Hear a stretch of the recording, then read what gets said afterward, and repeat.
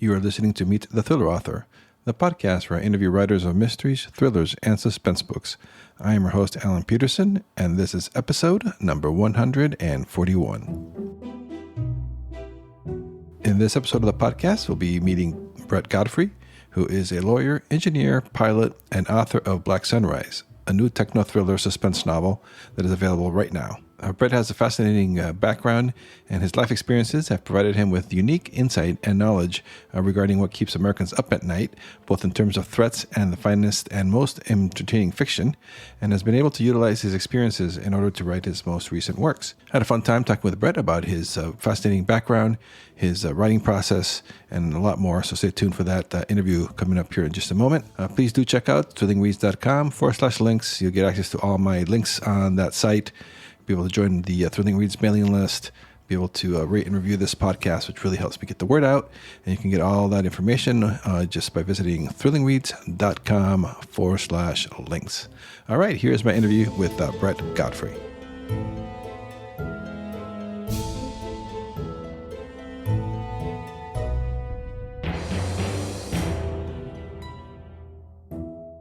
Hey everybody, this is Alan with Meet the Thriller Author, and for this episode of the podcast, I have Brett Godfrey on this morning. He's an attorney, a former U.S. Air Force pilot, engineer. You've done a lot of stuff, and now you're an author. Welcome to the show. Thank you for having me. So, can you tell us give a little synopsis of your background, or can you tell us a little bit about your background and what led you to sit down and write your first book? Well, sure. I've done a lot of different things for a living in my life. I was a chemical engineer at the Williams companies for a while, and went to law school and dropped out, went in the Air Force for a while, came back, finished my law degree. And since then, I've just been practicing law, but I also do a lot of public speaking and a lot of motivational speaking engagements, as well as training trial lawyers. I run a law firm in Denver that has been in business for 33 years, and I've tried 98 jury trials to verdict as lead counsel throughout the country, and I've got about 40 more trials where I was second chair. I have spent many, many years flying airplanes. I've been asked to speak at Oshkosh about a twin-engine failure over the Rockies in a blizzard that I experienced in a Cessna 421, which, believe it or not, resulted in a safe landing without engine power in the mountains, and it was a harrowing experience. But it's received a lot of attention. I'm also a former non-professional competitive skydiver, and my team was highly ranked in the Central U.S. And I did that for 8 years. Been in the martial arts my whole life. I make 1911 guns and I paint. So those are my activities outside of writing. Well, yeah, you have a creative outlet. Yeah, I saw your paintings on your website. They're very beautiful paintings of the of nature and the outdoors. It's very nice. Yeah, I do mostly landscapes, but anybody that wants to see those can look at brettgodfrey.com, and there's about 60 or 70 paintings there. And so Black Sunrise, that's your first thriller, your first suspense thriller that you've written, right? That is true. Yeah, and so can you tell us a little bit about it? What's the story about? Well, I do love talking about it. Black Sunrise starts off with a kidnapping of two young adult women out of the Cherry Creek Mall in Denver, Colorado. And when they're abducted, you, the reader, would know pretty much immediately that the people who abduct them, there's two men that abduct these two women, they're under surveillance by both a North Korean espionage cell and the FBI hostage rescue team. The federal law enforcement of this country doesn't want to interrupt the kidnapping because they are aware of the fact that a North Korean cell has one of the two men under surveillance. And it turns out that what he does for a living is design viral weapons at a lab called Data Helix here in Colorado. And the objective of the federal government is to let this play out so that they can roll up the whole North Korean espionage apparatus in the United States. And they consider these two girls acceptable casualties. So when the parents of the girls get together and figure out, the police just don't seem interested in doing anything about this, they go to an aging CIA officer for help. And he is a former veteran of the Cold War, but he started his own espionage and intelligence, private intelligence contracting and private military contracting agency called the Brecht Group. And the old man's name is Albert Brecht. But Albert Brecht was shot in the head in Berlin, back in the early days of the Cold War. I guess I should say the mid days of the Cold War, in 1958. And an American surgeon just happened to be with a diplomatic entourage there, and they tapped him to try to save this dying agent because he held vital information in his head. And so the agent was Albert Brecht, and he lives and recovers and prospers and has a full and happy life. But he's always been plagued by an unpaid debt, and that is the debt he owed to the surgeon that saved him on that cold, wet night, in a bad part of the world at the time. So he gets a phone call from the son of the surgeon who saved him, who in turn says his own daughter is missing, meaning the granddaughter of the surgeon. He thinks of this as the opportunity of a lifetime to repay a debt that's weighed on him ever since. So that's the general premise of the story. Yeah, I started reading it. I haven't finished it yet, but I started reading it, and it starts off with a bang right away with the kidnapping of the two women. Something that was interesting to me. This book features a viral weapon, a virus, and it came out right before the whole world is now dealing with a real virus. How was that surreal for you? You wrote this book, it came out, and then all of a sudden the whole world stops. You hit the word. It was surreal.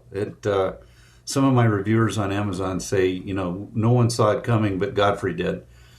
And it's a pure coincidence that the deadly viral weapon in Black Sunrise, as soon as I released it upon the world in the form of a book, then within 6 months we are now getting the first niggling warnings about COVID-19. And here we have been in lockdown for almost a year, and we're coming up on the release date for my next book, and I'm thinking, I wonder. Yeah, what's that about? Should we be nervous? Yeah. So I'm hoping I haven't predicted the next big cataclysm. And so this is so it's a part of a series, this Black Sunrise. Yeah, I'm working on two series simultaneously right now. The first one is what I call the Brecht Group series, and that of course is Black Sunrise is the first book in that series. The second book in that series will be called Convergence of Demons, and it should be out in about 10 weeks, I think. It's ready to go through multiple layers of editing, which is what we did with Black Sunrise. And then I think we'll have the audiobook narrated before we release the book, so the audiobook comes out at the same time. In the case of Black Sunrise, it was on the market for 8 or 9 months before we had a audiobook done by George Weedall, who narrates books for people like Vince Flynn, and I'm trying to think of whether or not. I don't think he's ever done any of your previous superstar guests' books. I listened to that podcast with great interest when you had Mark Greaney on. Yeah, and that was really a treat to listen to that. He's a big guy. The George Goodell, Daniel Silva, and that was been exciting. Oh, so you are already familiar with him? That's very good. Yeah. He does all the Daniel Silva novels, which I read over. Yeah, when I heard the audio that you sent me, it sounded familiar, so I looked it up, and I'm like, oh, that's why. It sounds like George Weedall because it is George Weedall. Yeah. So what was that whole process like? The audiobook, he goes away and does his thing, or how involved are you in that process? For the second book, you mean? No, for the audiobook. The audiobook process. Could you ask the question again, please? Oh yeah, the audiobook process. How does that work? Does George go away and does that?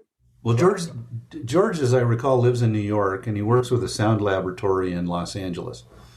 And I wanted to, and let me point out, Black Sunrise is self-published, but I wanted to have the benefits of somebody like Silva, because you get to the end of one of his books and you read about all the fabulous assistance he's gotten from various editors and consultants with his publisher. So I thought, these guys know what they're doing. I self-published his book with zero effort to find a publisher because of an email exchange I'd had earlier with a guy that he published a book on Amazon, and it was just dead in the water. It went nowhere. And I was the 7th reviewer of the book. And I emailed him, and we started an email conversation back and forth, and I said, I can't believe this thing isn't selling like hotcakes. And he says, I thought it would do better too. Well, then time went by, and it became very successful. It's called The Martian by Andy Weir. Never heard of that one. Yeah, and Andy Weir self-published initially, and of course his book went viral and made into a movie with Matt Damon and so forth. But I decided from that experience with Andy Weir that I wanted to self-publish Black Sunrise. And it would either live on its own or die on its own. But obviously I do a lot to try to market the book, but it's doing extremely well. It's doing far better than I thought it would. So once I saw the success of it, I knew I needed an audiobook, so I decided to go straight to the best. So we contacted George Woodall, and I think his first reaction was, what in the heck is this? Who's ever heard of this guy? And he said, I don't usually do unknown people. I don't do first novels. I don't do books for people that aren't pretty well established, like, Daniel Silva and Vince Flynn, people like that. So he then said, well, heck, just send me the first 3 chapters and I'll tell you if I'm even interested. And it was kind of an afterthought, you could tell. So I sent him the whole book as a PDF. He read the whole book and called me a week later, and he was excited. And he was comparing me to Silva, and he was saying, you've got it. Very few first writers have this, but you do. And he said, I'd be thrilled to do your book. And that was that. And the next thing you know, he calls me and tells me, he called me a few times to ask how words are pronounced. But then he called me and said, I'm done. I think this is really going to do well. It's in the Sound Lab's hands in LA. That took another 10 days. So the whole process took about 3 weeks. And then I had to upload it onto audible.com, and it's now available on iTunes, Audible, Amazon, and so forth. It's 12 and a half hours long, but the audiobook has pure 5-star reviews. Black Sunrise is averaging about 4.5 on Goodreads and Amazon with over 100 ratings. So it's still early days for it, but it's off to a terrific start. Yeah, it's a fantastic start. And so, could you describe your for the listeners, like your writing process? Like when you first get the idea, do you do big outlines, or do you just start to write? What's your writing process like? Well, I started working on my very first novel back when I was about 21, and that book was never published, nor did I try to publish it. I just wrote it, and I went back and reread that book, decades later before getting serious about Black Sunrise, and I couldn't believe how bad it was. It was comically bad. It was almost worth publishing just for entertainment of how bad can get in writing. And so over the years, though, I've always had an obsession with being a writer. And I've written a lot of published articles that are technical things in the law and some in medicine. But the interesting thing is that as I was going along, I got to meet a lot of really big name authors. And I came to know a fellow by the name of Wilbur Smith very well. And I've spent an awful lot of time with Wilbur Smith. And I can tell you, the first thing I asked him was, what's your process? Because I had just been through a seminar with C.J. Box, who's from Cheyenne, Wyoming. Actually, he's from Casper, but he lives in Cheyenne. And I'm a Wyoming boy, and we're in the same class, the same high school class of 1978. But I asked him, what do you do with outlining and stuff? And he says, I outline extensively because I can't afford not to. I don't have the time to not outline. And that sounded really good. So I decided to, at that point I was halfway through Black Sunrise, so I decided to outline the second half of the book, and wrote this really excellent outline, I thought, and put a lot of detail into it, and then the book rewrote itself in a totally opposite direction.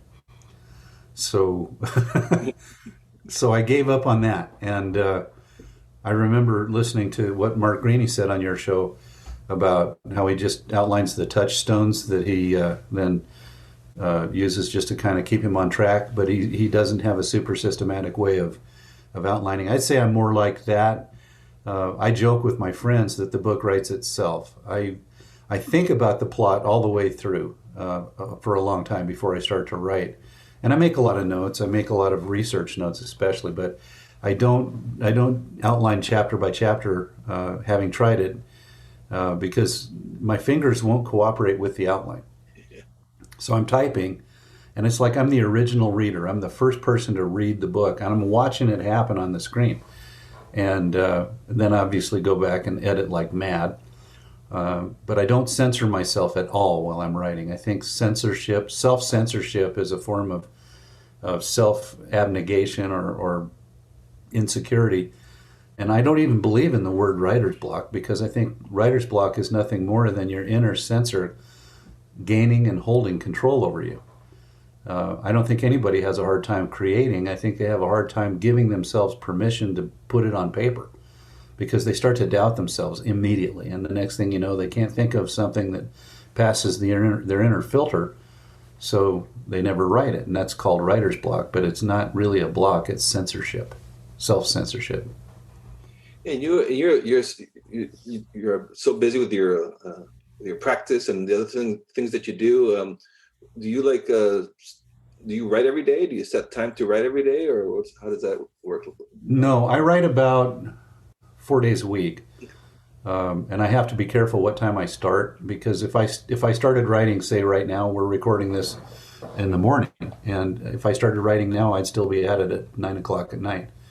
So I have to give myself permission, usually for about 2.5 hours a day, and those are the best hours of my day.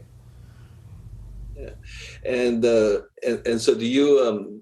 How has the pandemic? Has it changed anything for you for your writing? Well, yeah, I had planned to be on a lecture circuit, and I'd had a lot of feedback from independent booksellers like the Tattered Cover Bookstore and others, and I was quickly aware that I could have a national speaking circuit if I wanted to at bookstores. And I really wanted to do that. I thought that would be an excellent boost for the book. And then pandemic hit, and I've been sitting in this chair ever since. Yes, that is surreal. And what about the as a reader, when you were growing up, were you a fan of thrillers and these type of books of this? Oh, very, very much so. When I think the first time I thought I wanted to be a writer was I fell in love with a 60s vintage thriller writer who almost invented the genre, by the name of Alistair MacLean. Mm-hmm. I'm sure you've heard of him. Yeah. And I just adored his books. And the type of story he told was so gripping for me that I knew then that's the type of story I wanted to tell. So having read all those books, I tried to write like Alistair MacLean. And that wasn't enough exposure. And then the very next really big thriller writer that I ever encountered was Wilbur. I read a book of his called The Delta Decision, which in Europe was released as Wild Justice, I believe. And I fell absolutely in love with Wilbur. I thought Wilbur was probably the best in the world, and a lot of people seem to agree with me on that. And then, of course, fell in love with Tom Clancy.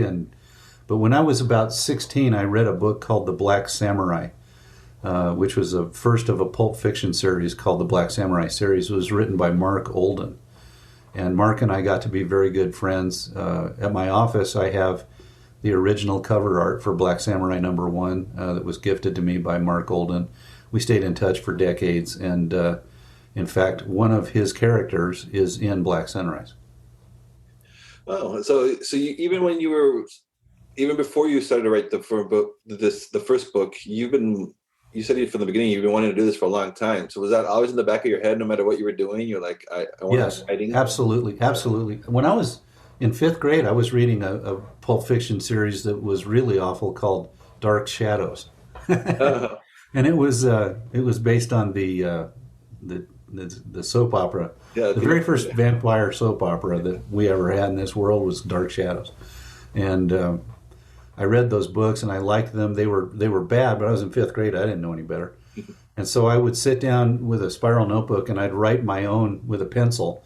I'd write my own Dark Shadows short stories, and I wrote about 40 of those while I was in fifth grade.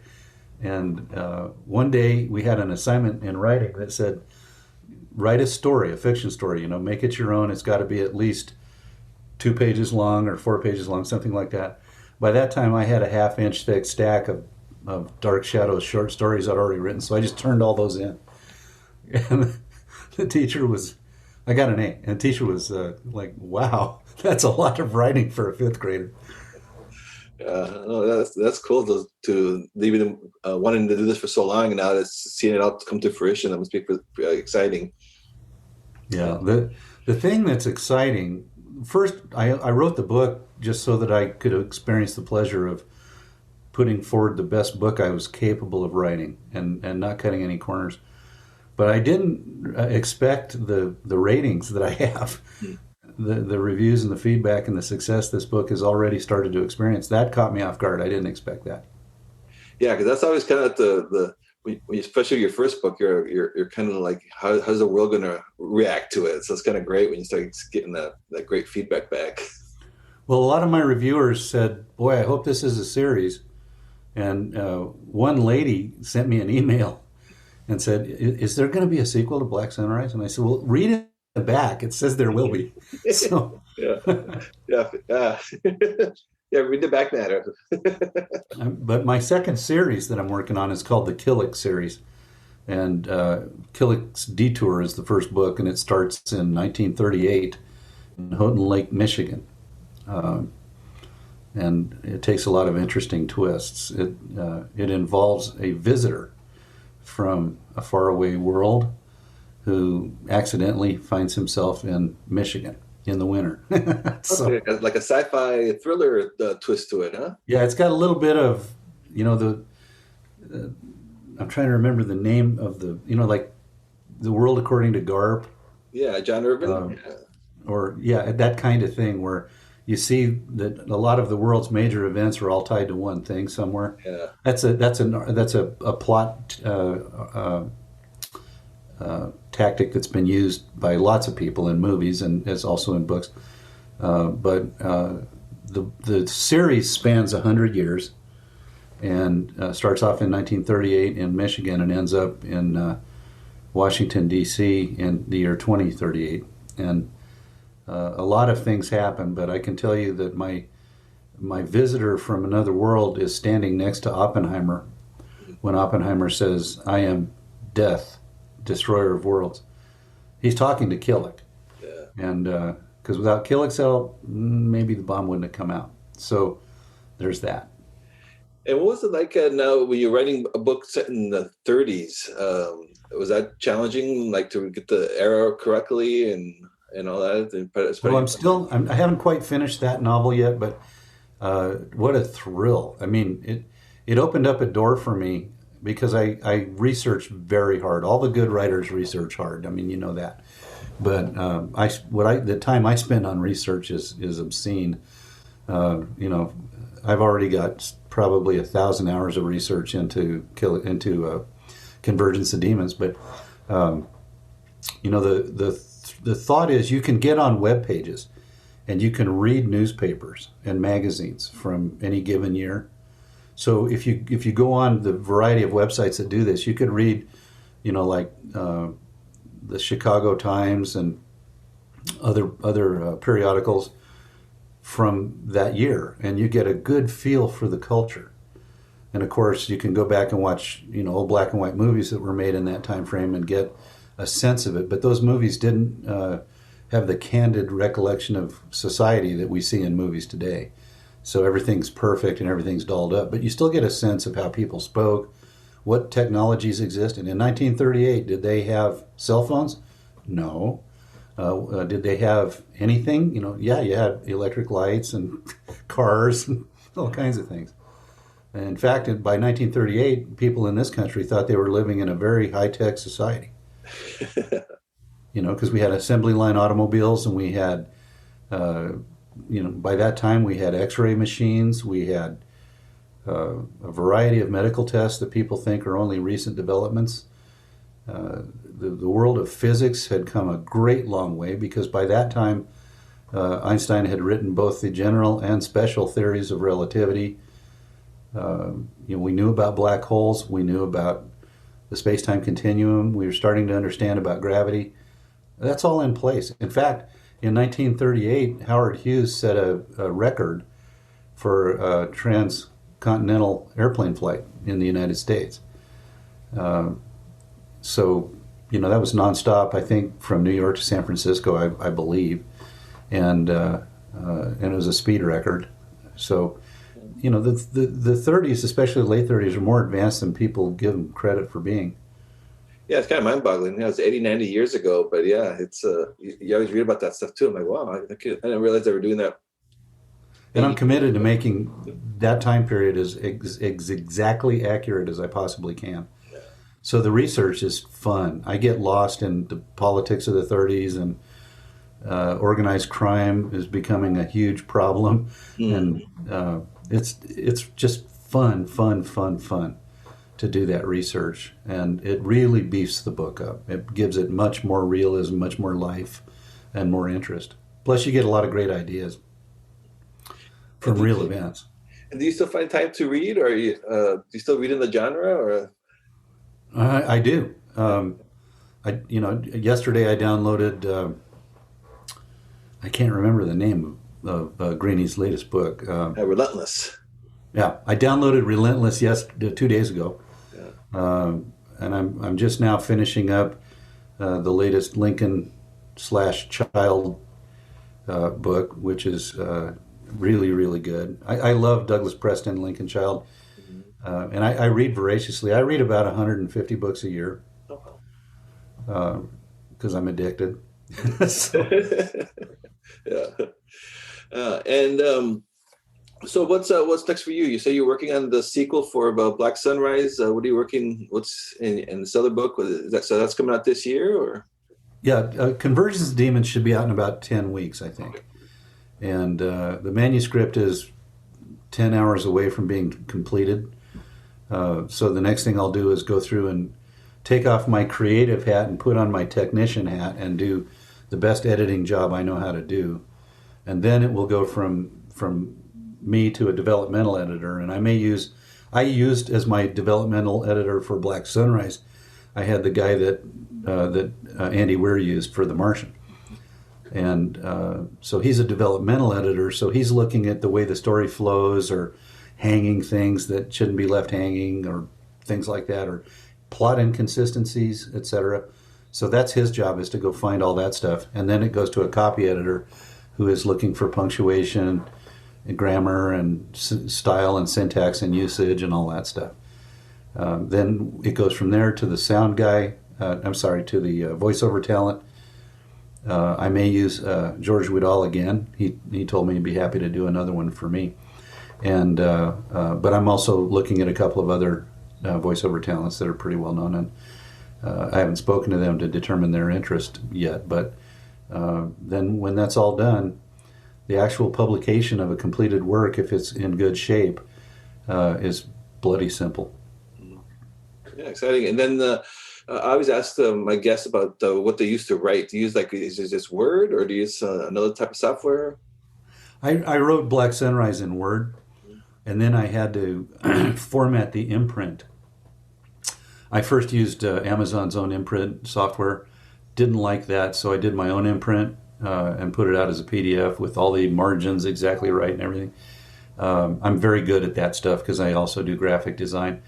But then I realized all those things I was doing would be far easier if I didn't use Word. And I know there's a lot of apps that writers like, but I really like Pages. I'm an Apple Mac user. And Pages makes it so easy to format a book exactly the way you want. And so I have written all of Convergence of Demons on Pages. Oh, okay. So cool. Yeah, I noticed that on Pages they have like templates and everything. You bet. That's pretty cool. I designed my own so that it'll look like Black Sunrise. Hmm. But I think it looks nice in print. I use the Apple Garamond Pro font for my text, and it reads well. It's easy on the eyes.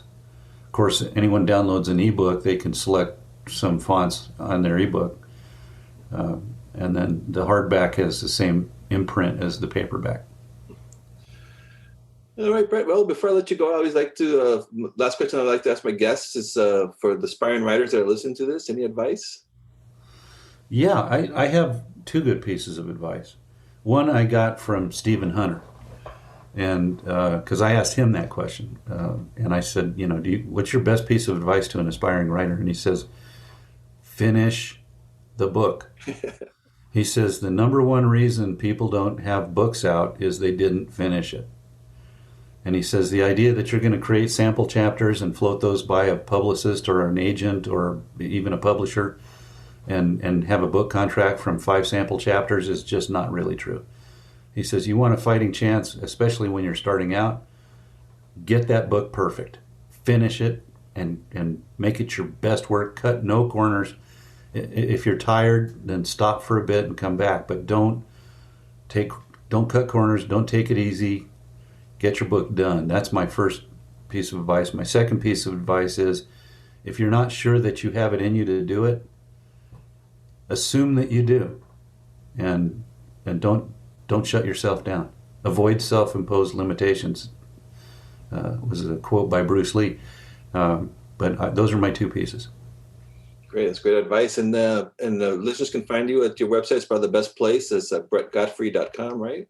Yeah, I have pages on a lot of other places, but that's the one that is the easiest to see where the books are. There's sample chapters on the website at brettgodfrey.com, and you can see the paintings. You can read the sample chapters. You get links to download the books, and there's a few other little tricky things in there.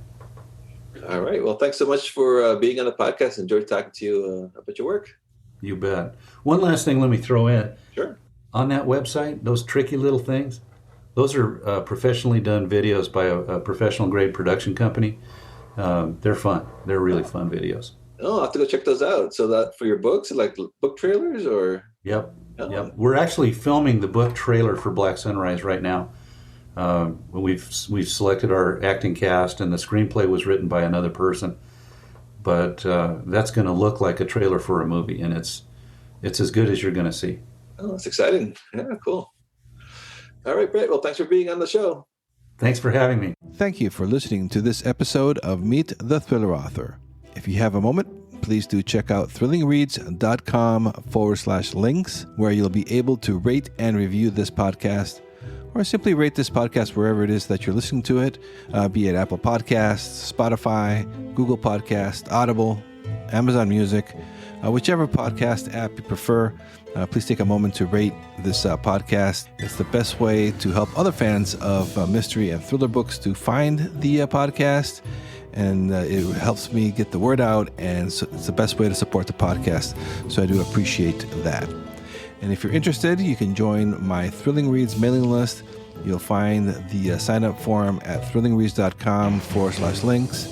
Once you subscribe for free, you'll be notified about discounts and deals on great books in the mystery, thriller, and crime fiction genres. You'll also find my social media links and my author website over at thrillingreads.com/links. So check it out and say hi. All right, take care and stay safe until we meet again on the next episode of Meet the Thriller Author.